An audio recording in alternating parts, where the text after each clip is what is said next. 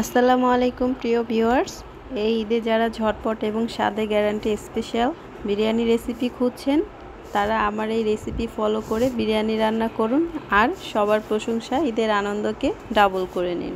আজকে আমি এই রেসিপিটি মুরগির মাংস দিয়ে করে দেখাচ্ছি। আপনি চাইলে সেম প্রসেসেই গরু বা খাসির মাংস দিয়েও রান্না করতে পারেন। প্রথমে চুলা অন করে একটা হাঁড়ি বসিয়ে দিয়ে দিচ্ছি হাফ কাপের একটু বেশি রান্নার তেল। তেলটা একটু ভালোভাবে গরম করে নিয়ে দিচ্ছি 1 কাপ পেঁয়াজ কুচি। এই 1 কাপ পেঁয়াজটা আমি বেরেস্তা করে নিব। আমি এখানে এই 1 কাপ বেরেস্তা আর এই পরিমাণ তেল দিয়ে পুরো রান্নাটা করব। বেরেস্তার সময় তেলটা ভালোভাবে গরম করে পেঁয়াজ দিলে বেরেস্তাটা খুব তাড়াতাড়ি হয়। আর আমি এই পুরো রান্নাটা এই বেরেস্তা দিয়েই করব। কোনো রকম কাঁচা পেঁয়াজ ব্যবহার করব না। বেরেস্তা করার সময় চুলার তাপটা মিডিয়ামের থেকে একটু বেশি আঁচে রাখতে হবে। অনবরত নেড়েচেড়ে যখন গোল্ডেন ব্রাউন কালার চলে আসবে এ পর্যায়ে তেল ঝরিয়ে উঠিয়ে নিব। এখন এই অবশিষ্ট তেলের মধ্যে আমি দিয়ে দিচ্ছি 8 থেকে 10টা কালো আস্ত গোলমরিচ, 5টা সাদা এলাচ, 4টা লবঙ্গ, 4 টুকরো দারুচিনি আর 2টো তেজপাতা 4 টুকরো করে নেওয়া। এখন সব কিছু 1 মিনিটের মতো ভাজলে যখন সুন্দর একটা গ্রান আসবে এ পর্যায়ে দিয়ে দিচ্ছি 700 থেকে 800 গ্রাম বোনলেস চিকেন। চিকেনগুলোকে একটু বড় পিস করে কেটে নিয়েছি। এখন মশলা আর তেলের সাথে চিকেনটাকে 3-4 মিনিট একটু ভালো করে ভেজে নিব।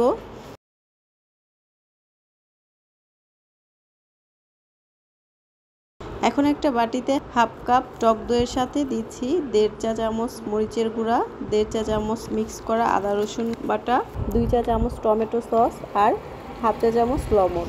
এখন সব কিছু একটু ভালোভাবে ফেটিয়ে ভাজা চিকেনের মধ্যে ঢেলে দিব। এভাবে টক দইয়ের সাথে মশলা ফেটিয়ে দিলে টেস্টটাও ভালো হয় এবং বিরিয়ানির কালারটাও অনেক সুন্দর আসে। এখন মশলা আর চিকেনটাকে খুব ভালোভাবে 2-3 মিনিট কষিয়ে নিব। আমি কিন্তু এখানে কোনো রকম পানি দিব না। টক দইয়ের ব্যাটার আর চিকেন থেকে যে পরিমাণ পানি বের হবে সেটা দিয়েই চিকেনটা সেদ্ধ হয়ে যাবে। 2-3 মিনিট কষিয়ে দিয়ে দিচ্ছি ভেজে রাখা পেঁয়াজ বেরেস্তা থেকে অর্ধেক বেরেস্তা আর 4-5টা আস্ত কাঁচামরিচ। এখন একটু নেড়েচেড়ে মিশিয়ে দিয়ে দিচ্ছি 15 থেকে 20টার মতো সাদা গোলমরিচ আর একটা জয়ত্রীর 3 ভাগের 1 ভাগ গুঁড়ো করে নেওয়া। দুইটা মিলে হাফ চা চামচের মতো হয়েছে।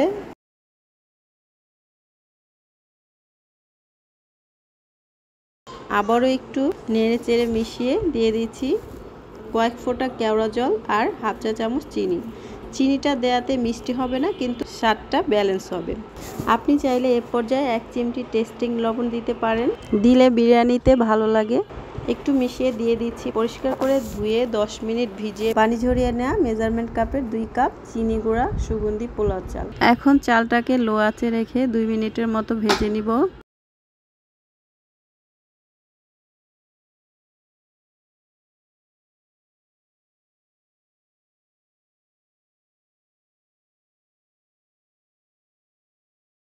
ভাজা হয়ে গেলে এখানে দিয়ে দিচ্ছি যে কাপ দিয়ে 2 কাপ চাল দিয়েছি সেই কাপের 3 কাপ পানি আর হাফ কাপ জাল করে নেওয়া লিকুইড দুধ। আপনি চাইলে হাফ কাপ পানির মধ্যে 4 চা চামচ গুঁড়ো দুধ মিশিয়ে দিতে পারেন। এর মধ্যে চালটা বলক চলে আসছে। এ পর্যায়ে আমি লবণটা চেক করে নিচ্ছি। আমার আরও একটু লবণ লাগবে, টেস্ট অনুযায়ী দিয়ে দিচ্ছি। লবণটা ভালোভাবে মিশিয়ে নিচ্ছি। এ পর্যায়ে লবণটা একটু বেশি থাকলে রান্নার পরে পারফেক্ট হয়ে যায়। যখন পানিটা একটু শুকিয়ে আসবে আর চালের ওপরে একটু একটু পানি দেখা যাবে এ পর্যায়ে আমি একটা মোটা তাওয়া চুলার ওপরে দিয়ে হাঁড়িটা বসিয়ে দিচ্ছি। এতে করে হাঁড়ির তলায় বিরিয়ানি লেগে যাবে না। আর আপনারা যদি ননস্টিক হাঁড়িতে রান্না করেন এ পর্যায়ে চুলার তাপটা একেবারে লোতে রেখে ঢাকনা দিয়ে ঢেকে রেখে দিবেন।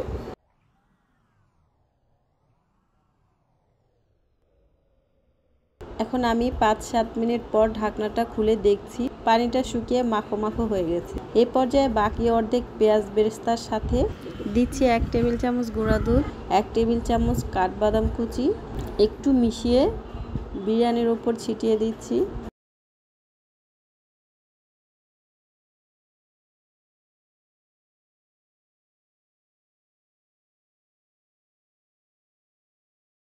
আরও দিচ্ছি 1 টেবিল চামচ পরিমাণ ঘি।